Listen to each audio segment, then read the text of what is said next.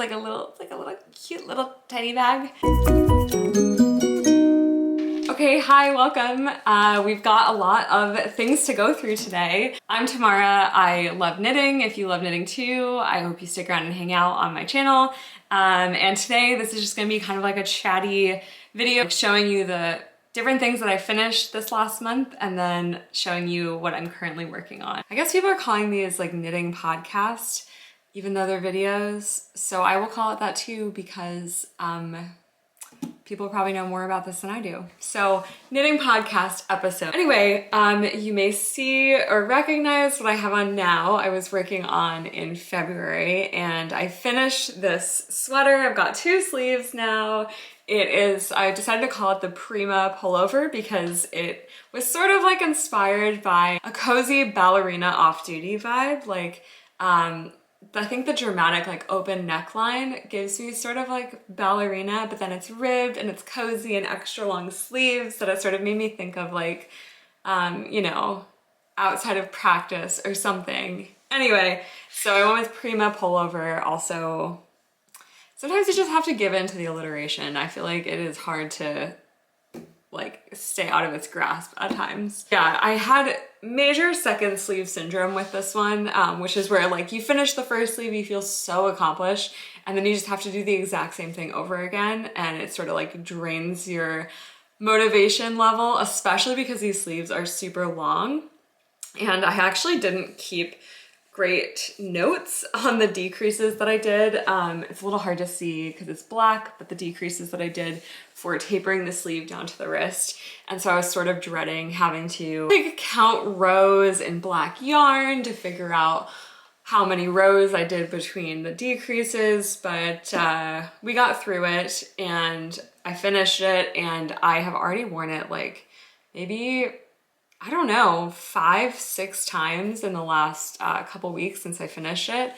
So stretchy that I'm so happy. I was worried that like an off-the-shoulder sweater might feel a little bit impractical or constricting, and this one just feels so comfy. It's so easy to move around in, and I feel like this sort of knit to me is like the perfect outfit when you like want to dress up a little bit, but you still want to be comfy and you don't want to feel like you're sacrificing your comfort for looking cute, or like you don't want to feel overdressed for a situation, which is, I live in Vermont, pretty casual state. I will say like the nicest restaurants that I've been to here still have people wearing like flannels and work boots into like a nice dinner. So I'm definitely limited at times if I don't want to feel like I kind of stand out in a, I don't know, negative or positive, but like if I don't want to stand out too much, but I want to feel like I'm kind of true to my own style, I think this sort of like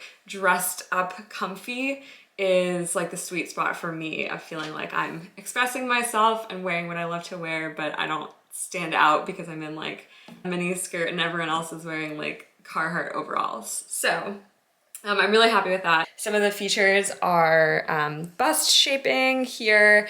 These are like vertical bust seams, so it has kind of like a princess effect. And then this curved front hem, and there's also some shaping along the hips too. And then the super long sleeves. And yeah, I just love it. Like, I don't know, I feel like I'm saying this about almost everything that I make lately, but I think this might be my favorite thing that I've knitted. I think this will be one of my most worn knits, especially I think especially given the fact that it's not like a baggy oversized sweater. I feel like those tend to end up being the most worn knits because they're so comfy. But the fact that this is just as comfy as that, but like gives a totally different look and aesthetic, makes me really happy. So I do have the pattern written up. I have it graded for, I think like a 30-inch to a 60-inch. So I'm thinking the timeline for this one will probably be like, I'll finish this up hopefully sometime in the next couple months and then get it tech edited, and then probably call for testers sometime closer to like the start of summer, like maybe May or June. And then that gives people like 2 or 3 months to work on it, and then hopefully release like around the fall when people are craving sweaters more and like looking for I don't know, like a longer term winter project to work on. The one thing that I do want to do with this one is I was thinking of crocheting a little bit of elastic thread on the inside of just up here. And that's just because I noticed like I tend to wear this without a bra, although I honestly think it looks cute and kind of like a Regina George moment to have bra straps with it. Call me crazy, I don't know, tell me if you think that that is ridiculous, but I tend to not wear a bra with this, and then I found that if you like bend over, it feels like there could be a slight wardrobe malfunction, only when you're like really fully bending over, which is like, I've worn this and gone out to dinner with like my boyfriend's niece and nephew, like picking them up off the floor. I'm like, okay, I'd like a little bit of security. So since it's so stretchy ribbed, I really haven't had any problems with like this starting to come down at all. It's purely a bending over situation. So I think that if I just put a tiny bit of elastic around the circumference of like my upper bust here, that will keep it extra secure. And I'll actually show you on one of my finished objects that I have, one of my other ones. It is super easy to do that. I did it for the first time this like 2 weeks ago, and I was shocked how easy and effective it was, and you can't tell at all that there's an elastic there. So yeah, I might make like a video tutorial on it, or I might post it on my Instagram just as like a quick reel, because when I looked up tutorials, I wasn't that happy with the effect that I saw in the tutorials that I saw. Like you could see the elastic from the outside. And in the tutorial I watched, the woman was like, oh yeah, well, you know, just choose a clear elastic thread. But that does not like work for me. I'm not happy with that answer, because I still wouldn't want to see like the shininess of elastic thread, even if it's transparent, coming through your work. I just don't think that would be like a nice finished look to me, especially for garments. The video I saw, I think it was on a hat, so maybe you're like less picky if it's just sort of like a more utilitarian clothing item. But yeah, I found that like crocheting it through the legs of the stitch actually made it so you can't see it at all. So why don't I just show you that top right now? This is one of my finished objects from this past month. I'm gonna call this, I decided, the Arrivederci tank, because it was actually loosely inspired, or not even that loosely, it was inspired by a tank that I saw in the second season of White Lotus. Just loved, hers was like a blue color ribbing and had 2 buttons. Hers were gold. I went with this like tortoise shell. I had these buttons left over from a cardigan that I knitted a while ago. And no, I just thought it was like a really cute, casual, easy summer look. And I sort of wanted to channel that in the name, like Arrivederci. Like, I don't know, I just had visions of like, put this on with some like linen pants or linen skirt and get on a Vespa and eat gelato, like, I don't know, live a little Italian fantasy. Actually, there's a few things I love. One is that, so this is all 2x2 rib and this is 1x1 rib, so it was super easy. I didn't add any shaping because the rib is so stretchy. And I've been doing a lot of shaping in a lot of my finished objects lately, like, or a lot of my projects. Like this has the bust shaping. My Thine Own tank that's in testing right now has vertical busters above and below the bust, and short rows, and like hip and waist shaping. And I was just feeling like a little burnt out for a second on shaping. I just felt like I want to make something that is rectangular. So that was sort of the drive for this top too. And something that I love about it is actually reversible. So you can wear it with this button in the front, like a button band in the front, and the little button straps in the back, or you can wear it the opposite way. So I feel like it kind of gives 2 different looks. And I made this one with Wool and the Gang Shiny Happy Cotton. I had this yarn left over, not from a project. I had bought it maybe a summer or 2 ago. I wanted to make a sweater vest. I changed my mind. I didn't think that it was actually the right fiber, so I just had it sitting around in my stash. And this is, I think, US 7, 4.5 millimeters. That is usually what I go with. I'll put the actual number here. Okay, so what I was talking about with the elastic is this is kind of like a heavier cotton. It's like worsted / Aran weight. And I wanted there to be extra security around the top, especially because I was debating if I wanted to wear it as a tube top, which I think would also be really cute. So I ended up going in with elastic thread, and I crocheted like a stretchy band across the top and bottom of this like upper hem around basically the whole length. Yeah, I found it works really well. I think for ribbing it works especially well because ribbing is already, you know, when it's off your body, it's not fully stretched, so that makes it kind of easy to put in the elastic. But you can also like hold the elastic a little bit stretched as you're doing it, so that means that once you finish it will pull itself in, so that gives you the like, I don't know, all I have is that sound effect of like sticking it to your body. So actually wait, let me just go try this on for a second. Okay, so this is with the button band in the front, and you can see these kind of wide straps. I actually feel like I sewed this one a little bit too far in, but I didn't even weave the ends in yet, so I'll probably just fix this. And then here's kind of the like button band, or the button holes at the top. And then, so here is the reverse, and you can see like, even without shaping, it does stretch to fit you really nicely. And then the button bands along the back. So yeah, this is the Arrivederci top, and I did write up a pattern for this and I did the grading. So I just need to get my shit together. And I think this will be really good for beginners. The skills you can build for it, like learning how to read your knitting. So practicing ribbing, like knits and purls, I think that's a really good skill set.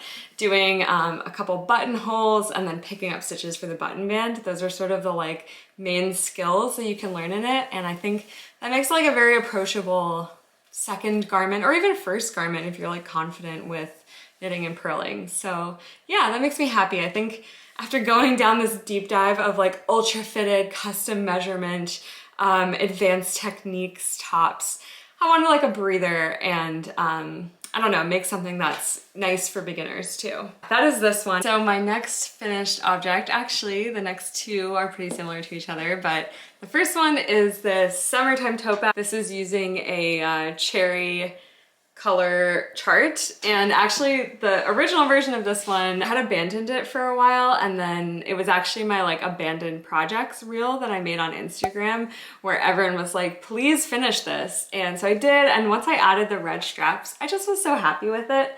So my original version I gave away to, I did like a Instagram giveaway. That was really fun. I was really happy to like give this bag to someone who really wanted it, and I also gave away a couple copies of the pattern, and one of them actually tagged recently that she actually made the pattern, so that makes me so happy.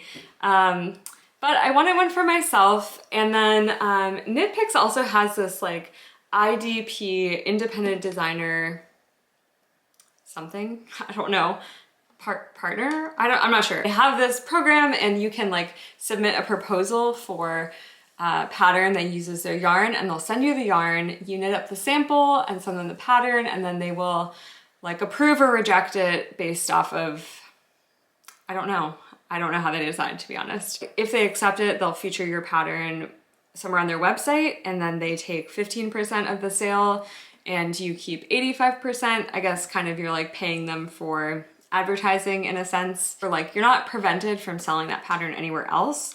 So since I already had the summertime tote bag and one of my testers had used Knit Picks Dishy, which is their cotton worsted weight yarn, I already knew that it would work, and I already knew that I wanted a cherry tote bag of my own. So I figured, why not try to apply to this pattern and get the yarn, make the bag I want anyway. So they sent me this yarn in like October, and it was due mid-late February, and of course I finished it like literally the night before, so then I had to take photos of it the day that it was due, which was like the darkest, gloomiest winter day imaginable. So not exactly summertime vibes, but we did our best, and they did accept it, which was really cool, and I'm really happy with this finished object. I still need to add a sewn inner lining that comes with a part of my pattern, just because I feel like for a knitted bag, I think it's nice to give it a little bit more structure on the inside, so like things don't sag out when you put things in the bag. And it also like hides your floats from getting snagged on things. So it's so funny. I love how the inside of anything cherry Fair Isle just looks like Christmas, even though the outside looks extremely summery. I'm really, really happy with this Knit Picks Dishy. I had been using Yarnspiration's Lily Sugar and Cream for these bags, which also does the job. It's like very hardy and sturdy, I guess, but it's also pretty rough on your hands. And so I would find that I couldn't knit as long as I might want to with other yarns because it's non-stretch, it's rough. It just would like start to tire my hands out way faster. And the Dishy yarn is a lot softer. So yeah, I feel like I personally, I would not use the Sugar and Cream yarn for a garment. I did make a top in it when I first started knitting. It's just not as nice to wear because it's so like stiff. I think that this Dishy is kind of like a nice in between. It's way cheaper than the Wool and the Gang Shiny Happy Cotton, and it's also like a thinner weight. Knit Picks Dishy says that it's worsted. It feels like a little bit on the thinner side for worsted, and Shiny Happy Cotton is worsted / Aran, so it is thicker. I'd say honestly they're like almost equally soft. I think the Wool and the Gang is a little bit softer. And it's a heavier yarn. It's more expensive though. So, okay, I don't really know how to sum that up, but yeah, those are some of my thoughts on cotton yarn. Speaking of cotton yarns and cherry prints, my next finished object is this little teeny tiny cherry bag that I made. This is using the Lily Sugar and Cream. I wanted something little and frivolous, and I wanted like a quick win kind of project. I made this right after I finished the sweater, which I love this sweater, but like knitting a full sweater in rib is obviously a longer term project. It took me only about I guess it took me less than a month. I kind of put it aside for a little while on the second sleeve, but I still felt, you know, I just wanted something like fun and quick and sweet. And I looked on Ravelry and I couldn't find exactly the silhouette of bag that I wanted for this. I guess it's a little washed out on camera, but I wanted this little fold over flat bag, and I wanted it to be like really quite small. And I was kind of inspired by these bags by the brand, I don't know if I'm gonna say this right, but the brand Staud, S-T-A-U-D. These sort of like jeweled fruit pattern bags, maybe a couple of summers ago. And I just thought they were so like sweet and playful and just evoke, I don't know, like juicy summertime. So that is what I was trying to go for. I knitted the bottom flat, and then I picked up the edges and then seamed things together afterwards. But I really wanted this strap to be like attached to the sides and cohesive with it. And I think that I might do a second version and make the strap red, and the strap, like the red strap would attach to red sides. I feel like that could be kind of cute. I did the cherries after the fact with duplicate stitch and chain stitch, like just straight up embroidery. I didn't want to have to commit up front to where I wanted the color work to be. I originally actually wasn't even going to have a fold over flap. I was just gonna have the bag like this, which honestly, that's really cute too. Maybe I'll make one like that and just add like a little snap to close it. But yeah, so I wasn't sure where I wanted the color work to be. I wasn't sure what I wanted it to be. So I made a poll on my Instagram, and people actually voted for the sparkles option that I had suggested, but I don't know. The cherries just called to me, and I was really happy with this sort of like how they're like facing in different directions. I don't know, I just think it's so cute. I love it. Okay, and in terms of the sizing, this was not on purpose, but this bag basically perfectly fits a little paperback novel. So that's just kind of a cute little fact about it that makes me happy.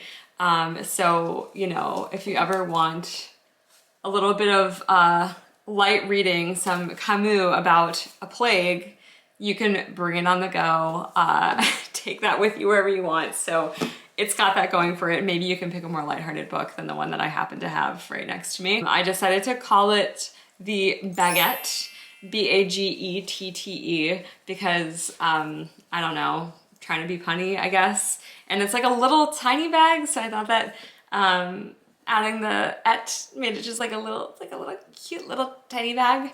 And obviously sounds like baguette, but without a U. And I found out from hashtags, a lot of people do apparently spell that word wrong without a U, so that's kind of fun.